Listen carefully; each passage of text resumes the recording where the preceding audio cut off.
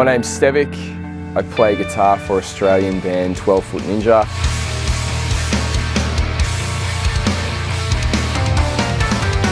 The very first Variax I played was a 500 model.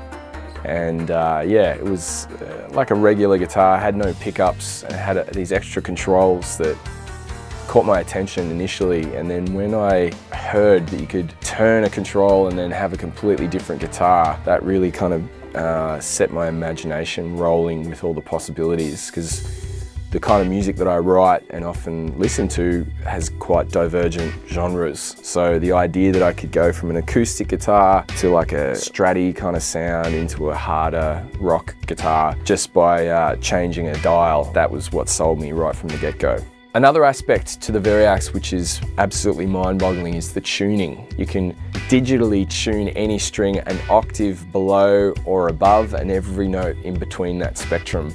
So if you can imagine the possibilities in terms of chord voicings or how you structure your riffs, you can turn strings off if you want to. So it's really is limitless, and that is what appeals to me most.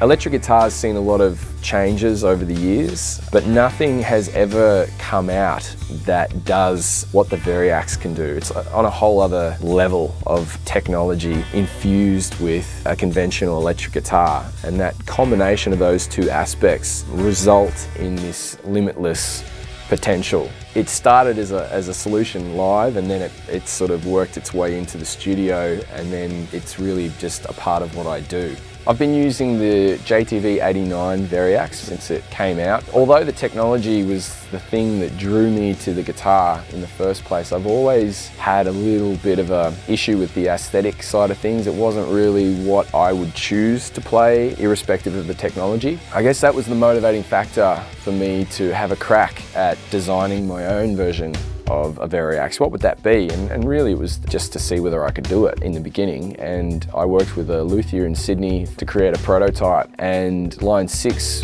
dug what had been created and saw what my vision was and brought the concept over to the Yamaha Guitar Development team in Burbank, California. And there was a luthier there, Pat, who's somewhat of a guitar ninja, and he was able to really bring out the best in my design. He, shrunk the body down, made the contours a little bit more purposeful. The balance of the guitar was something that struck me straight away. When I picked it up, we achieved that fundamental resonance that you get when you play a really good guitar. It sort of molds into your body and you become, one with the instrument. Really, that's the ultimate you could ask for in a guitar, that you get that synergy in terms of the player and the instrument. My sort of thinking was, if the guitar was the first thing that you gravitated towards, it looked cool, it felt great, it sounded awesome to play.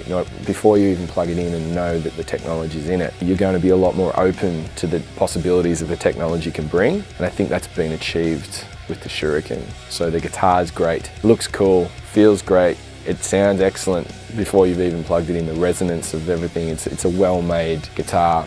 What I hope is that there'll be other people that pick up on this instrument, young guitar players that get inspired to use the technology to create innovative music, things that we haven't seen, things that I'd hear and it would knock me off my chair out of surprise of what's being created. That really is the ultimate goal, and I suppose reintroducing this Variax concept in a completely new, contemporary sort of way. So that's what Shuriken's all about.